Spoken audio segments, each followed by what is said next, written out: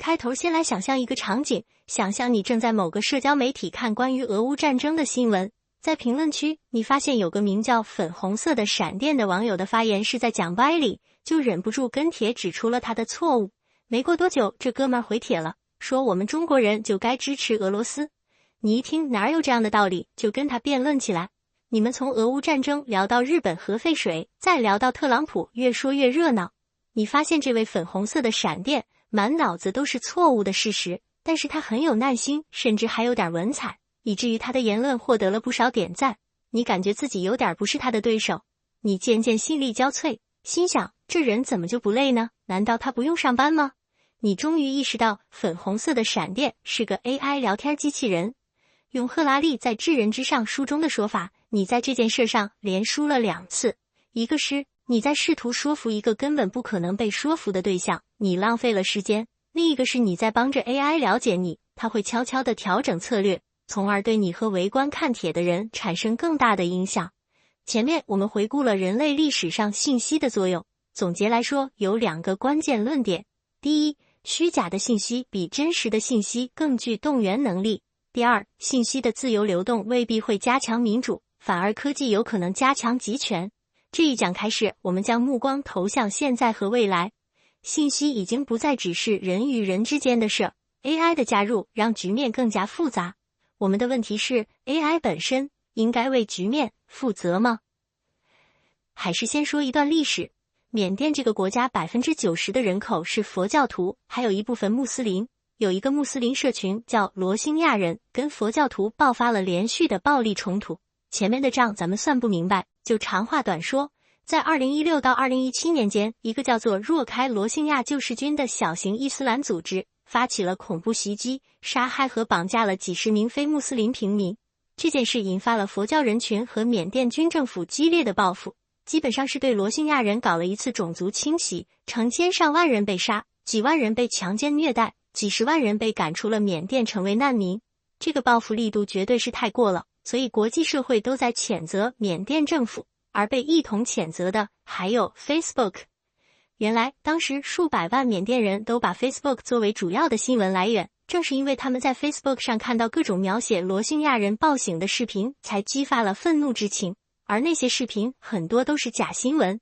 有的缅甸人可能本来只想听首歌，却被 Facebook 推荐了假新闻，才想要去报复。那你说 Facebook 为什么要这样做呢？ Facebook 在缅甸有1800万用户，而公司负责缅甸语内容审核的只有5个员工，根本就管不过来，更没想要煽动仇恨。当时 Facebook 唯一追求的目标是让用户参与度最大化，而算法自动发现那些能带来愤怒情绪的内容最能吸引用户参与，于是就自动推荐了更多这类内容，仅此而已。 Facebook 公司并没有明确的恶意，但是赫拉利认为，不但 Facebook 应该承担责任，而且那个算法本身也应该承担一部分责任。赫拉利特别强调，这不是把算法拟人化，但是他说的的确是拟人化的味道。咱们打个比方，比如上峰命令一支军队快速攻下一座城，结果在攻城过程中，军队杀害了大量的平民。请问军队应该对杀害平民负责吗？当然应该，他们是在执行命令不假，但是每一个具体的开枪动作可都是他们自己决定的。当初的命令可不是屠杀平民，而是攻城，是军队为了执行命令而决定杀害平民。既然是你决定的，不管怎么说，你都得至少承担一部分责任。赫拉利把同样的逻辑用在了算法身上。是，算法收到的命令只是最大化用户参与度，并没有被要求去煽动仇恨，但是算法选择了用煽动仇恨的方式来达成目标，这个选择是算法自己做出的决定，所以算法也应该承担部分责任。赫拉利承认 AI 没有意识，但是他认为 AI 有做决定的能力。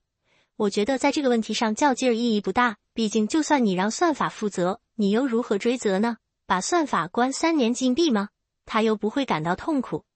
我猜赫拉利真正想说的是，我们应该担心的不仅是公司，而且是算法本身。赫拉利这本书2023年就基本写完了，那时候大语言模型还没有广泛应用。我们看一个更近的例子。我最近看到一个报道，说在江西南昌有这么一个人，专门靠创作营销号文章赚钱。其实文章都是用 AI 生成的，投到像头条号之类的平台供人阅读，平台会根据阅读量和读者互动量给他结算收益。平均而言，他一篇文章能挣到 1.43 元，这听起来是微不足道的，但是他每天通过自己的5家 MCN 机构运营842个账号，发表4000到7000篇文章，所以他的日收入超过1万元。那些文章的成本才是真正微不足道的，花1分钱 AI 能给你生成7篇。这门生意之所以被警方关注，不是因为他用 AI 写文章，而是因为 AI 在造谣。比如有的文章说西安市发生了一起爆炸，实际上根本就没有这个事儿，而生成这种内容只是因为更容易吸引眼球而已。这门业务目前还需要人的参与，比如输入几个关键词什么的，尽管只需要1个人就够了。但如果 AI 更聪明一点，自己判断什么关键词最有吸引力，然后自己生成内容，自己发布呢？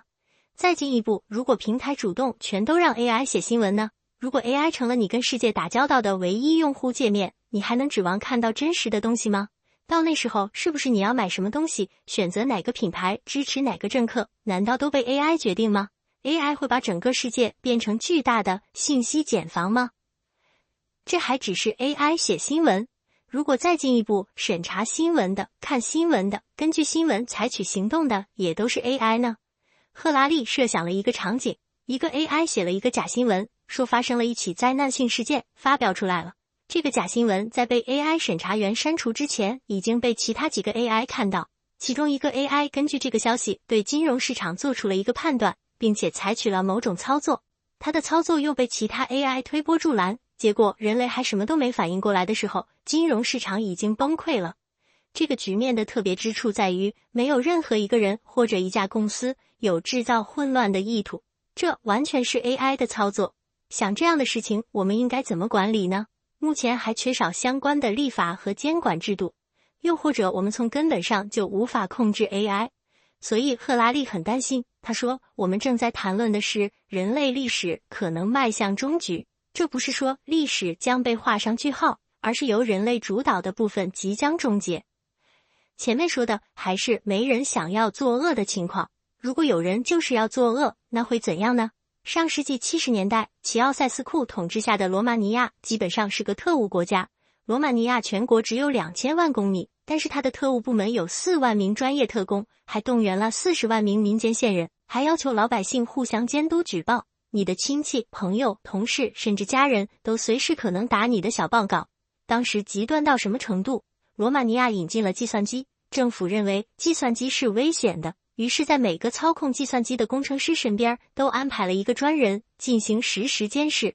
你在那儿操作计算机，他就在旁边看，也不跟你说话，就这么盯着你都做了什么，一边还记笔记。就这样一直监视了13年。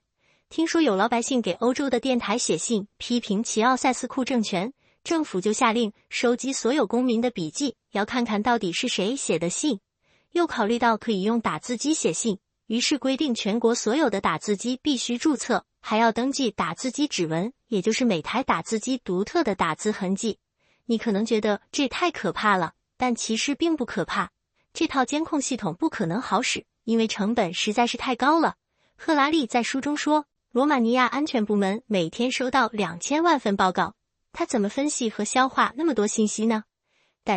可是，现在的问题是 AI 可以帮他们。首先，搜集数据很方便，你甚至不需要民间线人，人们都是用手机交流，各种操作直接就能上传。然后处理数据也方便 ，AI 可以用模式识别自动判断你是否危险。比如美国早在2015年就有个系统叫天网，通过分析公民的各种行为数据来判断谁是疑似恐怖分子。再者还有生物识别技术，可以比如说追踪你的眼球运动，实时测量你大脑的关键区域的活跃程度，来判断你的政治倾向。最可怕的还不是人用 AI 作恶，而是 AI 直接输出新秩序，改造我们的社会和文化。到时候不但不是 AI 适应人类，反而是人类要适应 AI 的新秩序。现在某些国家，比如伊朗，就已经建立了无处不在的监控系统。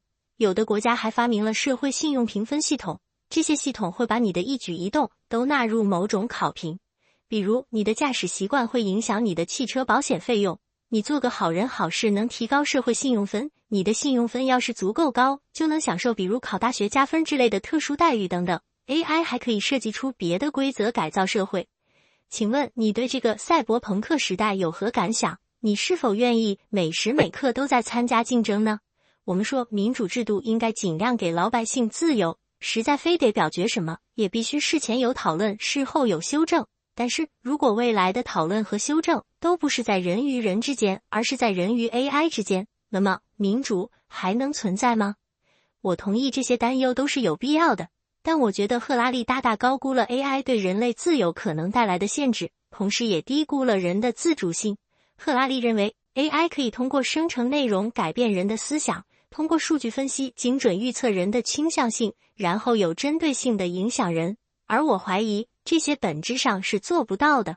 我们专栏第4季讲过雨果·梅希尔的《你当我好骗吗》那本书，赫拉利可能没读过，或者至少没有认真对待那本书。梅希尔也考察了历史，比如在纳粹德国，宣传部门整天给老百姓洗脑，但是效果其实很有限。纳粹的宣传的确掀起了仇恨犹太人的情绪，但那是因为很多德国人本来就反感犹太人，那些原本不反感犹太人的听众只会对宣传有逆反心理。宣传只是强化，而不是植入了情感，只是鼓励，而没有发明暴行。纳粹还曾经大肆宣传要给全国的残疾人实施安乐死，老百姓根本不买账，直接就给抵制了。纳粹宣传要求全民为战争机器贡献力量，结果人们阳奉阴违。所谓谎言重复1000遍就成了真理，其实并不成立。纳粹做不到，难道 AI 就能做到吗？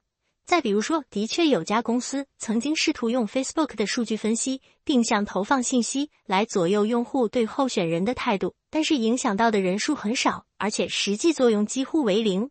现实是，如果人们不认识这个东西，你通过广告宣传可以让人认识它，也许从而就喜欢上它。但是如果人们已经认识并且不喜欢这个东西，你再怎么广告宣传也不太可能让人喜欢它。在我看来，老百姓喜欢什么是世界上最不可琢磨的事情。好莱坞一直在探索制作必然受欢迎的电影的算法，但是他们根本找不到。这根本就不是数据和算法的事儿。可能我今天挺喜欢这个，你一说我喜欢，我明天就不喜欢了。所以我不认为未来像赫拉利说的那样危险。AI 再强大，想要操控人的思想也不是那么容易。但是 AI 还有别的危险，咱们下一讲再说。